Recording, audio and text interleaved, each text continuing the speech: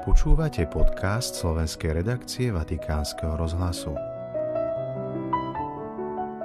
Na 5. augusta pripadá výročie posviacky rímskej baziliky Santa Maria Maggiore.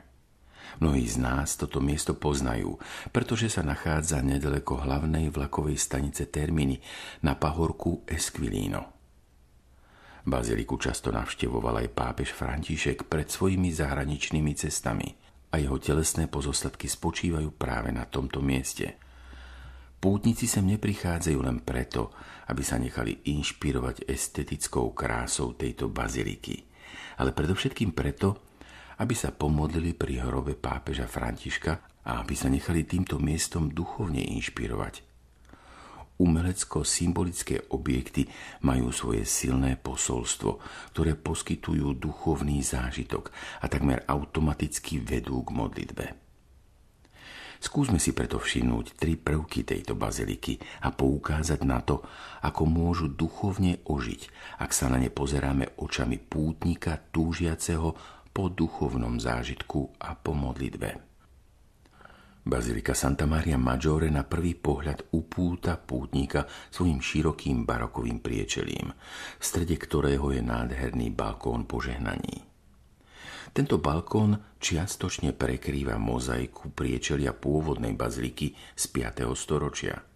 Práve toto starobilé priečelie spolu s hlavnou loďou nás privádza k 2 udalostiam, ktoré dodnes nestratili zo svojej aktuálnosti a neustále nám majú čo povedať. Efeský koncil a zázračné sneženie uprostred leta. Na Efeskom koncile bola slávnostne vyhlásená dogma o Panne Márii Bohorodičke. Zázračná udalosť, ktorá s týmto súvisí, spočíva v tom, že rímskemu šlachticovi Giovannimu a jeho manželke sa vo sne zjavila Panna Mária a povedala im, že si praje, aby jej postavili chrám na mieste, kde ráno nájdu sneh. Tú istú noc sa s rovnakým posolstvom zjavila Panna Mária aj pápežovi Liberiovi. Ráno 5. augusta roku 358 objavili zasnežený vrch Esquilino, čo bolo niečo výnimočné, pretože v Ríme nesneží ani počas zimy. Tieto 2 udalosti, Efeský koncil a zázračné sneženie, nemajú len historicko-legendárny charakter. Sú posolstvom, ktorým sa Bohorodička prihovára aj dnešnému svetu. Je duchovnou matkou všetkých ľudí a spôsobuje, že sa v ľudských srdciach rodí Kristus. Stvárniť Krista, to je podstata duchovného materstva. Spôsobiť, aby v ľudských srdciach neustále rástla živá viera. A práve tieto duchovné narodenia a rast viery neustále spôsobuje Bohorodička. Aj zázrak z 5. augusta roku 358, keď bol vrch Esquilino zasnežený, má svoje pokračovanie v našom živote. Aj my sme svedkami malých či väčších zázrakov, keď sa po rokoch rozúzlia uzly narušených vzťahov, vyriešia zdánlivo neriešiteľné situácie alebo sa obnoví poškodená reputácia. Sú to neraz drobné, nenápadné udalosti, maličké záblesky dobra, ktoré však majú pre náš život veľký význam. Sú akoby malým narodením pre nebo, malými zázrakmi, za ktorými cítime prítomnosť Bohorodičky. Ďalším prvkom, ktorý upúta vnímavého pútnika, je väža baziliky, najvyššia stredoveká zvonica v Ríme, vysoká približne 75 metrov. Nachádza sa na nej 5 zvonov, z ktorých najväčší sa volá Sperduta.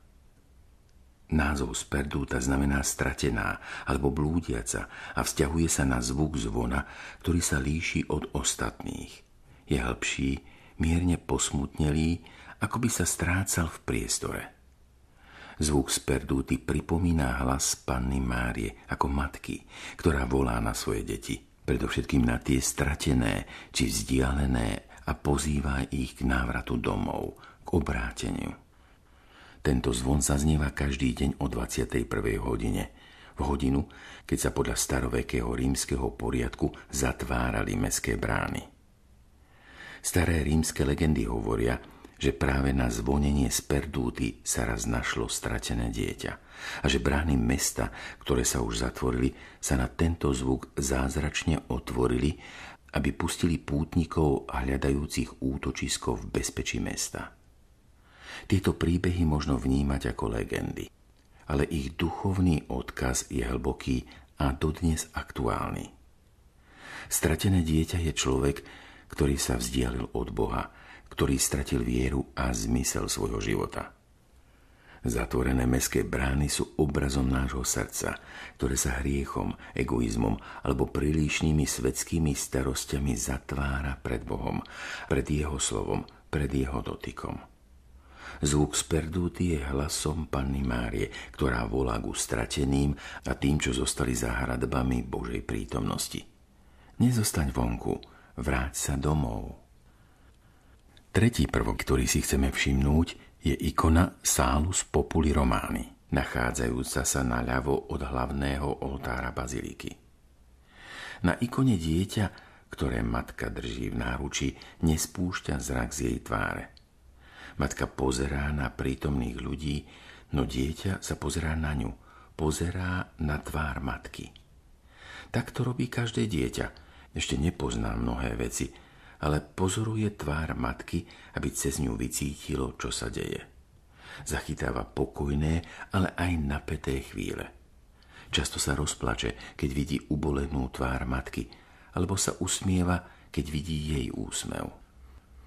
Aj Ježiš na ikone Salus Populi Romani sa takto pozerá na svoju matku. Z jej výrazu vycíti, čo sa deje. Pravou rukou udeluje požehnanie.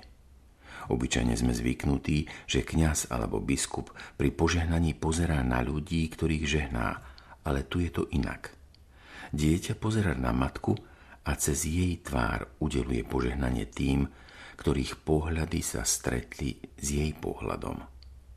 Oči Božej matky vedia o potrebách svojich detí viac než ktokoľvek iný. A to je presný obraz aj našej situácie. Pred nami stojí Panna Mária, ktorá nám rozumie. Pozerá na nás s láskou a starostlivosťou. Požehnanie jej syna prichádza k nám cez ňu.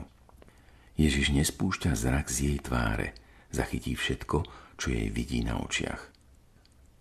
Milí priatelia, nech sa v našich srdciach rodí stále živá viera, ako nám to pripomína titul Bohorodičky, ktorý v 5. storočí podnietil stavbu najväčšej mariánskej baziliky v Ríme.